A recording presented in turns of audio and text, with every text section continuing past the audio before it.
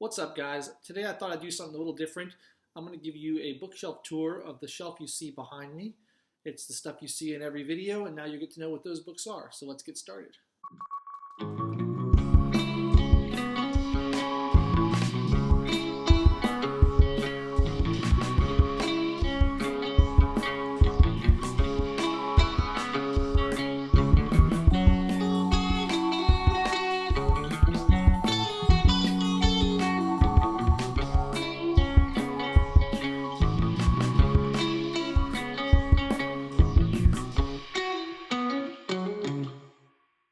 All right, on my top shelf, I have my Library of America editions.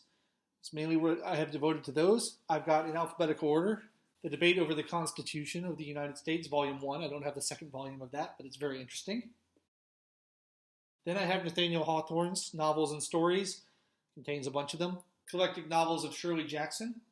One of the many volumes of Henry James novels. Now, I've only read The Golden Bowl out of this. It's got two other novels that I've yet to read, but I'll get to that eventually. Then I've got both volumes of the writing of William James. I'm a big fan of his. He has some very interesting things to say about psychology and religion. And the both volumes of the Jack London Novels and Stories. I don't have the dust jackets for these because I bought them used. Next up, I have all three volumes of the collected works of Herman Melville, my favorite American novelist. I'll come back to him many times in these videos. And then two volumes of The Prejudices by journalist H.L. Mencken. These do not have dust jackets as well, although I bought them new. Rounding out this shelf, you have my 5-volume set of the works of Victor Hugo, incomplete. This was an impulse buy that I now regret making because half the novels are only the second half of the novel, which is not very useful. But it is a nice edition and it looks good on the shelf. On the end there in red, you can see my edition of The Toilers of the Sea, Le Travailleur de la Mer by Victor Hugo, my favorite novelist of all time. This is the edition in French that I've been attempting to read in the original language unsuccessfully. Moving down to the bottom two shelves, the top shelf was mainly occupied by fiction. These shelves are entirely nonfiction. They comprise two subjects that interest me, psychology and economics. So let's get going with the second shelf. I've got 12 books here by the libertarian psychiatrist Thomas Sass. I'm a huge fan of his. I've read much of what he's written. I have Cruel Compassion, Pain and Pleasure, The Age of Madness, The Medicalization of Everyday Life, Insanity, Psychiatry, The Science of Lies, Fatal Freedom, The Myth of Psychotherapy, The Manufacture of Madness, Ideology and Insanity, The Untamed Tongue, and of course his classic, The Myth of Mental Illness. If you haven't read Sass, which most people haven't, he's well worth checking out. It may change the way you think about everything forever like he did for me. Rounding out my psychiatry collection, I have a book on hallucinations, elements of folk psychology, and of melancholy and madness. These are books by the Griffin Editions, wonderful leather-bound hardcovers that I got a deal on.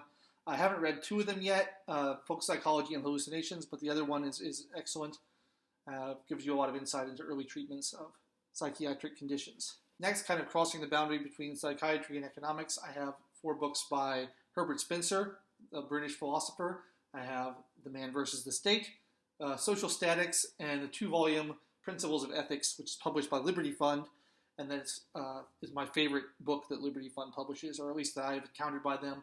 Great, excellent, very well thought out work on ethics and human rights and freedoms. Principles of Ethics, Herbert Spencer, great read, recommended. Next up, firmly in the realm of Austrian economics.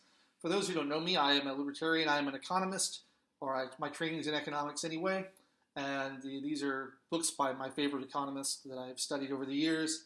This is Friedrich Hayek. He's an actual Austrian. Most members of the Austrian School of Economics are not from Austria, but he was. And here are some of his best books. I have The Fatal Conceit, The Road to Serfdom, The Trend in Economic Thinking. I have The Fortunes of Liberalism. I have The Counter-Revolution in Science, The Constitution of Liberty, and The Denationalization of Money, which is an argument for decentralized currency. Next up, I have a huge number of works by the grandfather of Austrian economics, the wonderful Ludwig von Mises, also an Austrian himself. Most of these are published by Liberty Fund. Some of them are by the Ludwig von Mises Institute. Some of them are by other institutes. I got Theory and History, Liberalism, Memoirs, The Ultimate Foundation of Economic Science, Bureaucracy, Epistemological Problems in Economics, Planning for Freedom, Interventionism, Economic Policy, and Omnipotent Government. I also have Human Action, which is his great work. I recommend Human Action very highly. I also have The Anti-Capitalistic Mentality and his first book, The Theory of Money and Credit, and his book on socialism. Mustn't forget that one. Spoiler alert, he's against it. Next up, I have one of my favorite writers, also an economist, a student of Ludwig von Mises, but different than Mises, this was an actual professed anarchist. This is Murray Rothbard, an excellent writer, very witty and very intellectual. I have from him The Panic of 1819, America's Great Depression, A History of Money and Credit in the United States, The Anatomy of the State, The Irrepressible Rothbard, Strictly Confidential, and Economic Controversies, both of which are collections of essays, Man, Economy, and State, which is his great work on economic theory, The Betrayal of the American Right, Left, Right, and the Prospects for Liberty, Economic Depressions, Their Cause and Cure, and For a New Liberty, which is his great anarchist manifesto, maybe the best thing he ever wrote.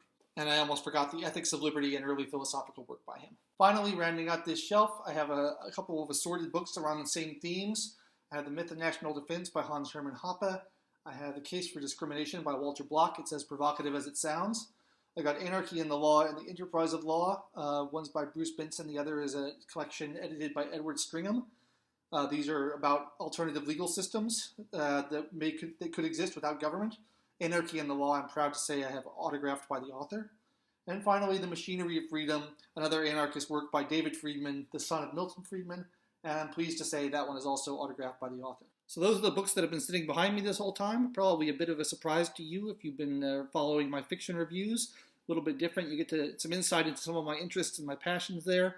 I have many more bookcases in my house. I have many more books to go through. I'm sure I'll be doing other bookshelf tours in the future. But I wanted to do this one just to give you a shot of what you're seeing in every video every day.